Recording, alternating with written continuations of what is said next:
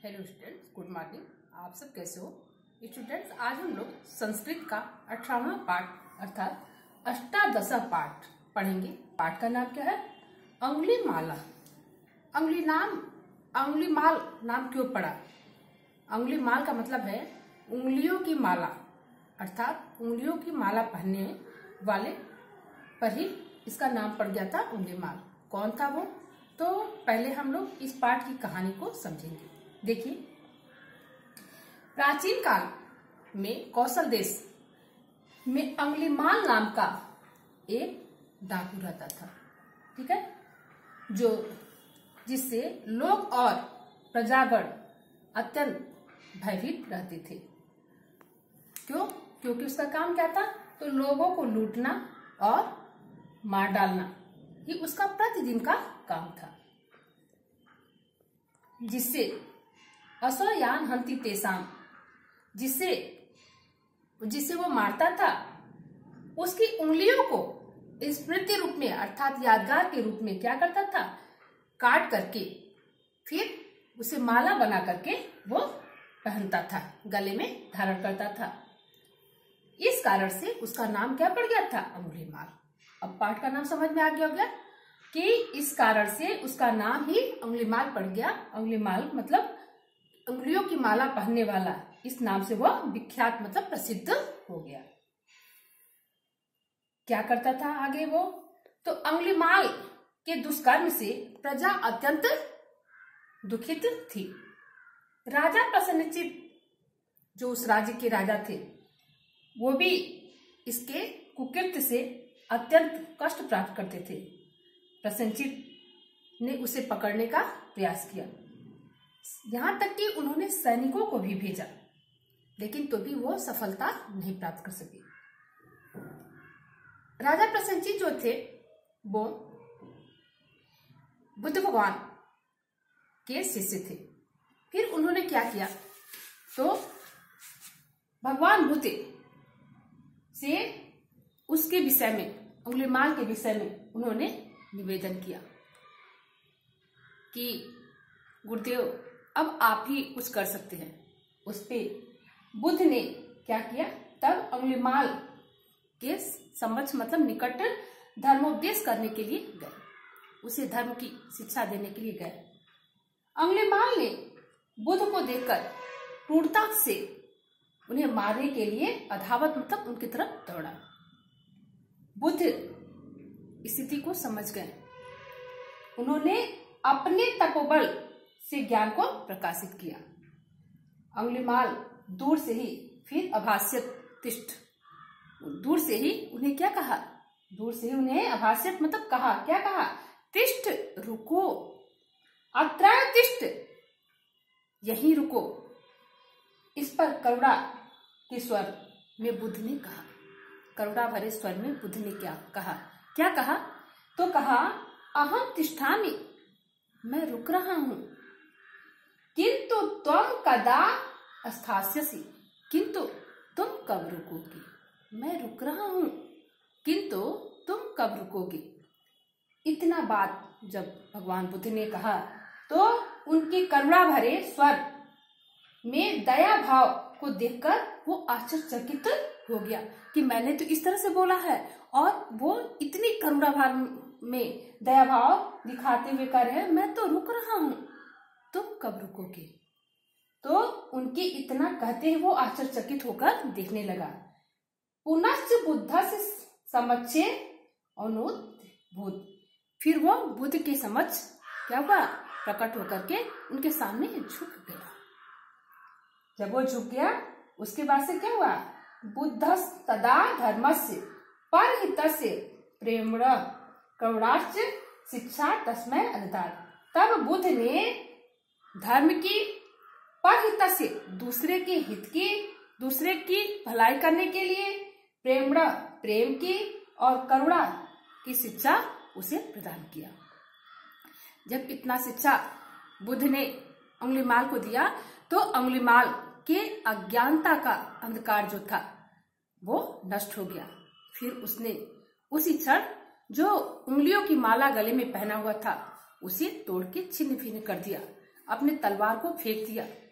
इस प्रकार से उसके अंदर फिर दया भाव, जो अत्याचार का भाव था, वो सब नष्ट हो गया। उसको उसने सब उसी क्षण त्याग दिया और उसके अंदर दया भाव जागृत हो गया। इस प्रकार से अहिंसा का भाव उसके अंदर जागृत हुआ, अर्थात हिंसा पे अहिंसा का विजय, और आपके उसके अंदर जो अत्याचार था उस पे दया भाव की भावना जागृत हुई और फिर वो पूर्ण रूप से एक अच्छा मानव बन गया। यही अंगुलीमाल पाठ की कहानी है कि वो लोगों को मारना, लूटना, यही उसका काम था। और फिर यादगार के रूप में कि हमने कितने लोगों को मारा है, उनकी उंगली को काट करके और उसे माला के रूप में वो धारण करता था। लेकिन बुद्ध के उपदेश से उसके ज्ञान के प्रकाश उसके अंदर जागृत हो गए और फिर वो एक अच्छा इंसान बन गया। इस प्रकार से यदि हम लोग भी किसी अच्छे व्यक्ति के संपर्क में रहेंगे तो फिर क्या होगा, हमारे अंदर की जो कुछ भी बुराई है, जो कुछ भी अज्ञानता है, वो धीरे धीरे नष्ट होगी। तो फिर अब हम लोग इस पाठ के अनुवाद को अच्छी तरह से समझेंगे। आइए देखिए। प्राचीन काले कौशल देशे अंगुलीमाला नाम कोऽपि दस्यु वसति स्म। प्राचीन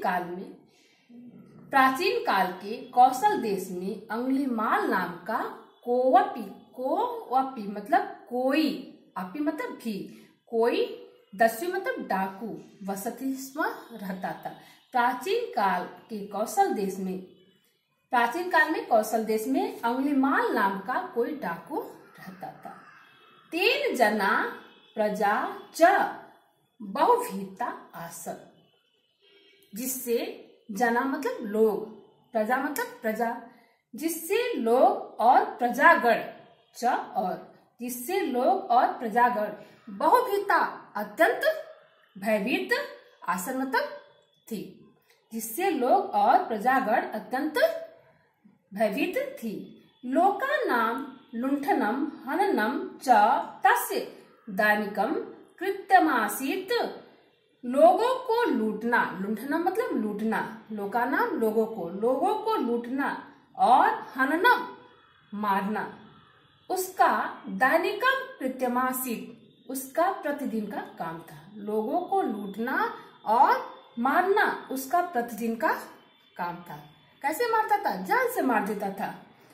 असौयान हंति तेषाम अंगुलिम स्मृति रूपम छित्त्वा ताभिमाला विरच्य कंठे च अधार्यत।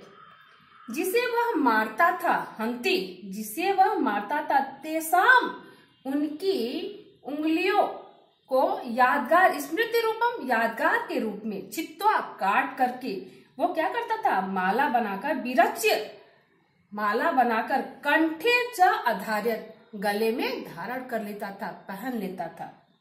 अनेन कारण तस्य अंगुलीमालः इति नाम विख्यात बभू। इस कारण उसका नाम अंगुलीमाल अर्थात उंगलियों की माला पहनने वाला, इस नाम से वह प्रसिद्ध हो गया। तो देखिए इसका फिर हम इतने का केवल आपको हिंदी अनुवाद बताते हैं। प्राचीन काल में कौशल देश में अंगुलीमाल नाम का कोई डाकू रहता था। तेन जना प्रजा च बहुभीता आसन, जिससे लोग और प्रजागण अत्यंत भयभीत थी। लोगों को लूटना और उन्हें मारना उसका प्रतिदिन का कार्य था। जिसे वह मारता था उसकी उंगलियों को यादगार के रूप में काट करके उसकी माला बना करके वो गले में धारण करता था अर्थात पहनता था।